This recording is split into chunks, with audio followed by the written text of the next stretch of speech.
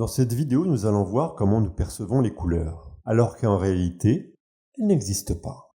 Nous allons aussi voir pourquoi nous voyons la couleur rose alors qu'elle n'est pas présente dans l'arc-en-ciel, et d'autres choses, peut-être encore plus étonnantes. Ce que nous percevons comme de la lumière, ce sont des ondes électromagnétiques.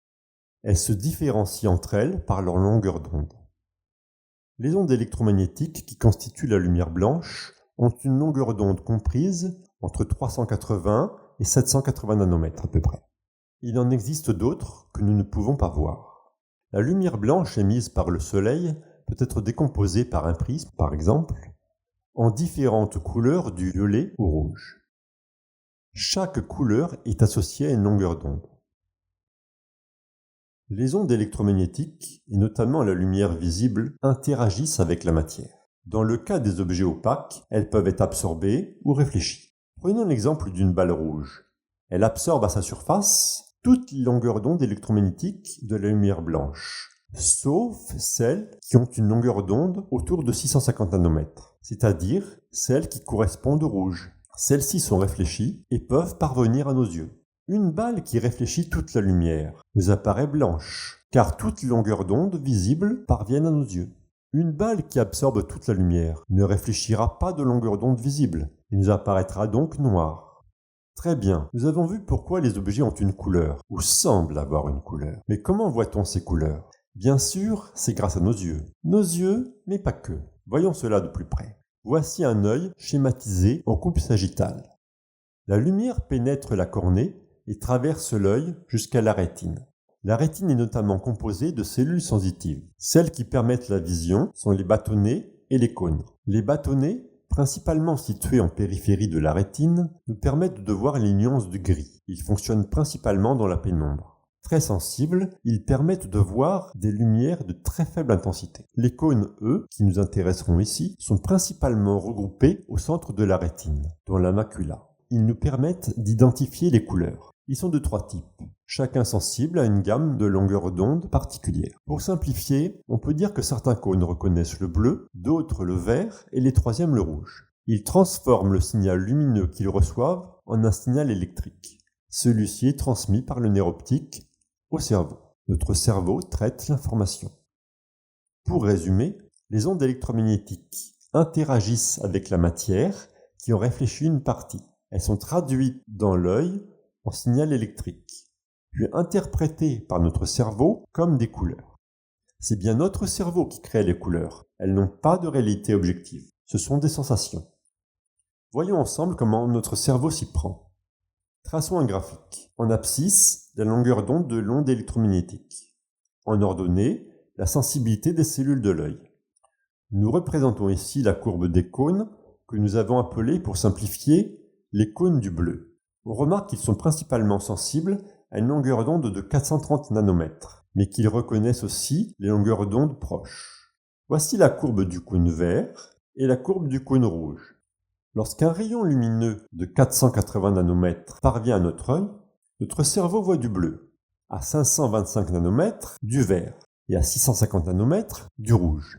S'il reçoit un rayon lumineux de 575 nanomètres, le cône du vert et le cône du rouge enverront tous les deux au cerveau un signal. Le mélange de ces signaux sera interprété comme étant du jaune. C'est ainsi que notre cerveau peut voir toutes les couleurs de l'arc-en-ciel.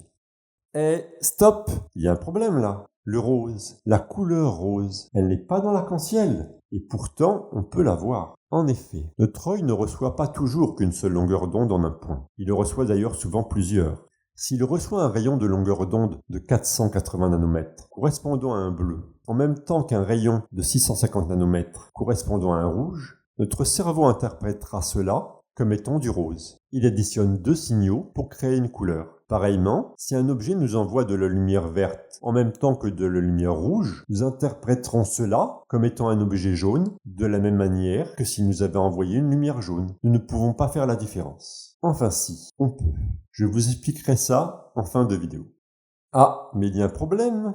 Si l'on mélange de la peinture verte et de la peinture rouge, on n'obtient pas du jaune, mais du marron. En effet, il y a une différence quand on mélange de la lumière et quand on mélange de la peinture. On parle de mélange additif pour la lumière ou de mélange soustractif pour la peinture. On peut les représenter ainsi. Dans le cas de la lumière, avec du bleu, du rouge et du vert, on peut obtenir toutes les couleurs que l'on veut. Et si on les mélange en utilisant la même intensité, on obtient du blanc. Pour la peinture, les couleurs primaires sont le cyan, le magenta et le jaune, comme dans les imprimantes. Leur mélange donne du noir. Oui, d'accord, mais cela ne nous explique pas pourquoi. Pour le mélange additif, celui de la lumière, comme je viens de vous expliquer, c'est une interprétation de notre cerveau, lorsque notre œil reçoit en un point plusieurs longueurs d'onde.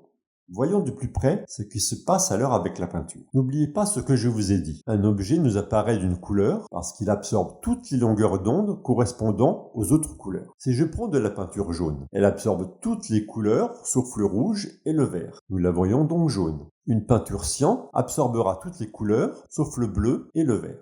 Le mélange absorbera la lumière absorbée par la peinture jaune et celle absorbée par la peinture cyan. Il ne restera donc que la couleur verte qui sera réfléchie. Notre mélange apparaîtra vert. Cela fonctionne de même pour chaque couleur que l'on mélange. C'est le principe de la synthèse soustractive. Mais vous avez vu le problème ?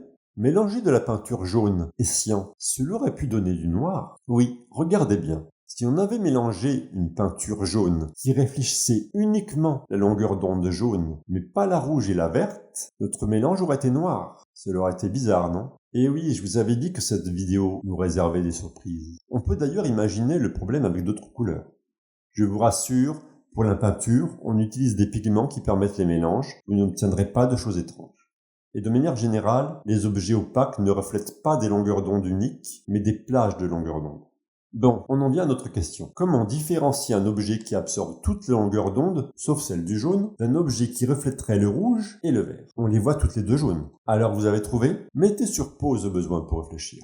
La solution n'est pas si compliquée. Ici, notre objet est éclairé par de la lumière blanche. Et si on l'éclairait avec de la lumière rouge, par exemple, qu'est-ce qui se passe? Eh bien, notre objet A apparaîtrait rouge, puisqu'il n'absorbe pas le rouge. L'objet B, qui absorbe toutes les couleurs sauf le jaune, apparaîtrait quant à lui noir. Nous avons donc répondu à notre question. Mettez-moi en commentaire si vous avez appris des choses et n'oubliez pas de vous abonner pour ne pas manquer la prochaine vidéo. À bientôt!